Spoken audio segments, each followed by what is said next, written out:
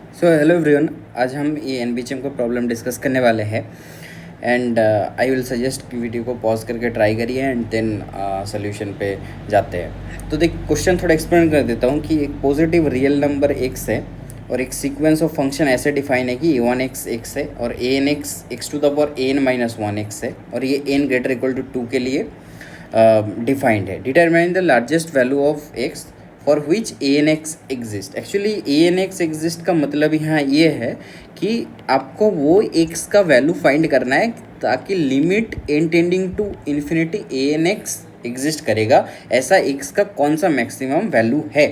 तो कैसे करेंगे ऐसे क्वेश्चंस? देखिए, जब भी रिकर्सिव है तो एक दो टर्म लिख देने से फील आ जाएगा आपको। तो ए वन एक्स क्या है? एक्स है। ए टू एक्स है X to the power A one X, तो this is nothing but X to the power x.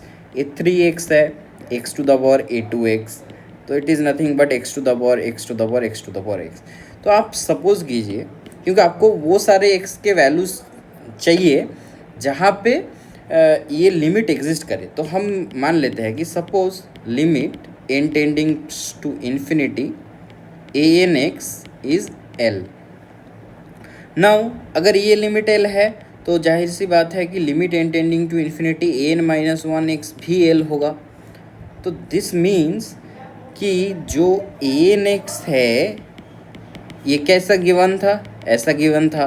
आप दोनों तरफ से limit N tendings to infinity अगर ले लें तो क्या होगा? Limit N tending to infinity X to the power A N minus 1x। Now X to the power A continuous function होता है, right? So limit N tendings to infinity ये आप पावर में भी ले सकते हैं। सो अल्टीमेटली आपका क्या आ गया कि L equals to x to the power L। तो x का कौन सा वैल्यू होगा? L to the power 1/L। Now question में पूछा क्या गया था कि determine the largest value of L, और ये L का आपका फंक्शन आ गया। तो आप एक फंक्शन मान लो f ऑफ L को L to the power 1/L, where अब और इस फंक्शन का मैक्सिमम वैल्यू क्या हो सकता है? जाहिर सी बात है ये ग्रेटर देन ज़ीरो तो है ही। तो ग्रेटर देन ज़ीरो क्यों है? क्योंकि देखिए पॉजिटिव रियल नंबर गिवन था, तो आप यहाँ से बोल सकते हो कि एल ग्रेटर देन ज़ीरो तो है। नाउ इसका मैक्सिमम वैल्यू हमें चाहिए, तो जैसे हम मैक्सिमम मिनिमम में करते हैं वैसे प्रोसेस फॉलो करेंगे। तो एफ डैश एल निकालना पड़ेगा। तो इसको कैसे करें? तो this is nothing but E L को टू द पावर 1/L है, राइट?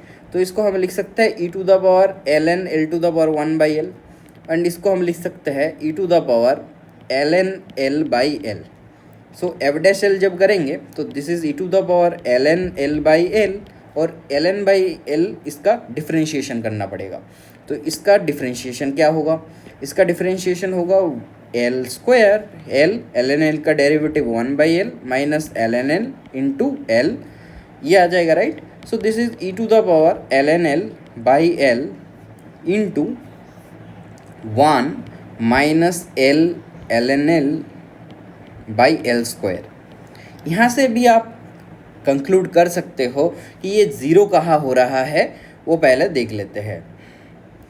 जैसे sorry l N L into 1 था, राइट? ये तो ये 1 माइनस एल एन एल हो जाएगा। तो एफ डैश एल ज़ीरो कहाँ हो रहा है?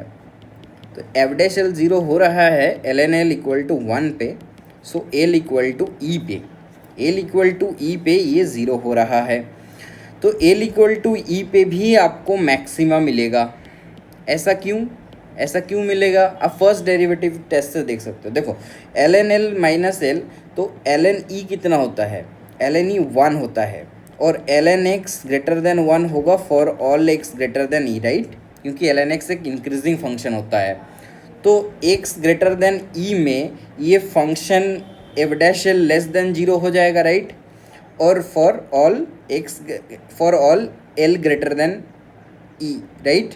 क्योंकि ये 1 से बड़ा हो जाएगा। देखिए समझिए, अगर ये एल इक्वल्स टू ई पे ये ज़ीरो हो रहा था, राइट?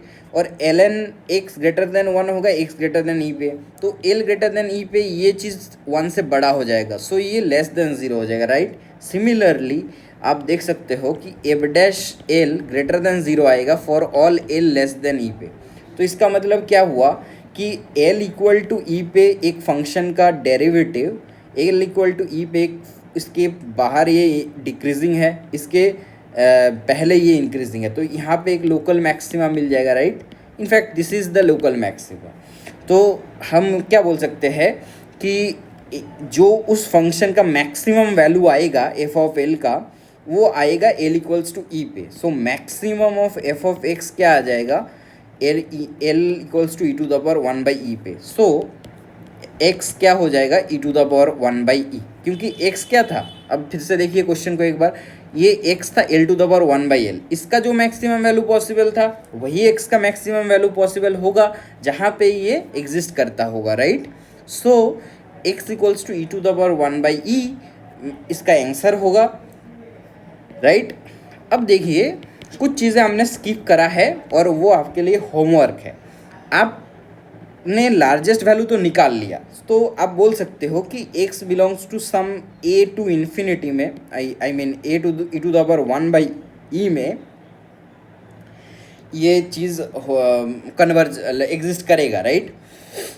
लेकिन मैं आपको एक होमवर्क देता हूँ कि लोएस्ट वैल्यू क्या हो सकता है। Lowest value I mean least value of x क्या होगा, आप निकालिए इस क्वेश्चन में।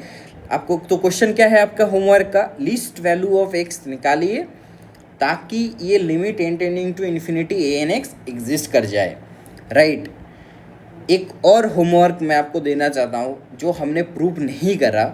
ये लोएस्ट वैल्यू निकालने के बाद आप प्रूव करने का ट्राई कीजिए। आप क्या प्रूव करने का ट्राई करेंगे, सपोज आपका आंसर आया, सपोज आपका आंसर आया, मैं ये गारंटी नहीं कर रहा कि यही आंसर आएगा, सपोज आपका आंसर आया कि ई टू द पावर 1 बाई ई इस इंटरवल में आपका ये जो ए एन एक्स है ये कन्वर्जेंट है, ये ए एन एक्स कन्वर्जेंट है इसमें, सपोज कीजिए। तो आप प्रूव कीजिए कि एक्स अगर इसमें है तो वो कन्वर्जेंट होगा, क्योंकि हमने एल कन्वर्जेंस एज्यूम करके बाउंड निकाल लिया है।